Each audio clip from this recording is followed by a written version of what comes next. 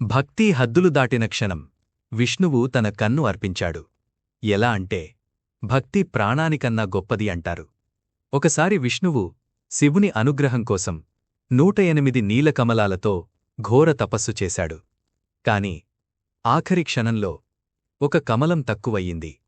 అప్పుడు విష్ణువు లోలోపల ఆలోచించాడు. కమలమై వెలిగేది నా కన్నే, నా నామం పుండరీకాక్ష, కమలనేత్రుడు అనుకుని దేవునికి లోటు ఉండకూడదు. ఇంక భక్తిలో సందేహం లేదు, భయం లేదు. కాబట్టి త్యాగమే మార్గమని నమ్మిన విష్ణువు క్షణం ఆలస్యం చేయకుండా తన కన్నే తీసి శివునికి అర్పించాడు. ఆ త్యాగాన్ని చూసి కదిలిపోయిన శివుడు విష్ణువు కన్నును తిరిగి ప్రసాదించి బ్రహ్మదేవుడిని ఆజ్ఞాపిస్తాడు, తాను తయారుచేసిన సుదర్శన చక్రాన్ని విష్ణుమూర్తికి అర్పించమని. ఫ్రెండ్స్, మనం ఇంతకు ముందు సుదర్శన చక్రం వీడియోలో చెప్పుకున్నాం కదా, విష్ణుమూర్తికి అది ఎలా దక్కిందని. ఆ మధ్యలో జరిగిందే ఇది.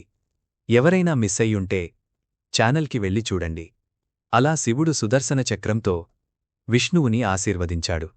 దీని సారాంశం ఏంటంటే, దేవుడికి ఏది సమర్పించినా మనస్ఫూర్తిగా సమర్పించాలి. ఈ వీడియో గనక మీకు నచ్చినట్లయితే ఛానల్ని సబ్స్క్రైబ్ చేసుకోండి. And like, share, comment.